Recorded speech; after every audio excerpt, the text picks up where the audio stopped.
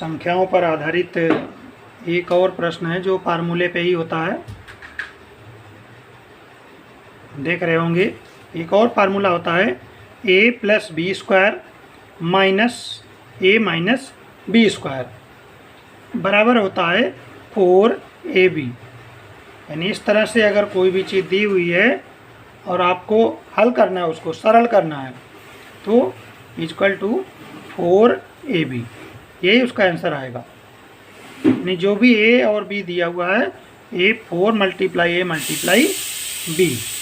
देखिए इसी पे सवाल कैसे आते हैं। 917 प्लस 296 का स्क्वायर माइनस 917 माइनस 296 का स्क्वायर और बटे में 917 गुणे 296। ये देख रहे हैं। इसको अगर हम इस बिना फार्मूले के देखेंगे तो सवाल बहुत ही कठिन दिख रहा है। और ये इस तरह के जो प्रश्न हैं हमारी कंपटीशन की परीक्षाओं में अक्सर आते हैं।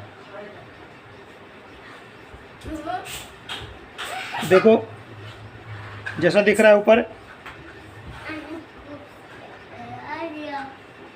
a plus B square minus A minus B square और बटे में है ए बी। इसी फार्मूले पे देख रहे हो सवाल है, बराबर इस फार्मूले को जो तोड़ा गया तो क्या आया 4ab और नीचे क्या है ab। ठीक है, तो 4ab और ab और ab आपका कट हो जाएगा, बचे क्या 4। यही छात्रों आपका आंसर हो गया। अब इस तरह के आपको ये भी सब करने की ज़रूरत नहीं है। एक बार बस समझ लीजिए, अच्छे से समझ लीजिए कि हमारा जो प्रश्न आया है परीक्षा में वो किस फार्मूले पर है। यदि आपको ये फार्मूला दिख रहा है जिसमें a plus B square minus A minus B square, ठीक है, और बटे में ए बी, तो आपको कुछ भी काटने पीटने की ज़रूरत नहीं है। उसका आंसर 4 ही आएगा, बाकी सब कट पिट जाएगा।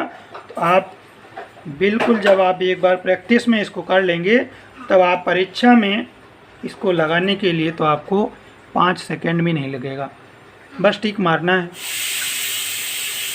ठीक है, समझ में आ गया होगा कि अगर यदि इस फार्मूले पर सवाल दिया हुआ है, संख्याएं कोई भी हों, चाहे कितनी भी छोटी हों कितनी भी बड़ी हों, लेकिन यदि इस फार्मूले पर सवाल है तो उसका आंसर क्या आएगा 4।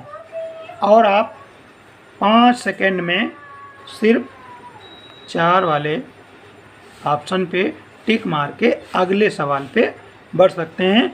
आपका समय बहुत ही कम लगेगा। और परीक्षा में सबसे ज़्यादा ज़रूरत होती है समय को बचाना। आप ये मत सोचिए कि हम एक प्रश्न में 3 सेकंड से 5 सेकंड का समय बचा लेंगे तो क्या होगा, लेकिन आप सोचिए 3 सेकंड से 5 सेकंड आप बचा लेंगे तो 10 प्रश्न लगाएंगे तो कम से कम 1 मिनट आप बच जाएगा।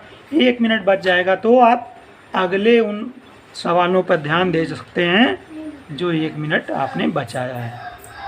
ठीक है, धन्यवाद।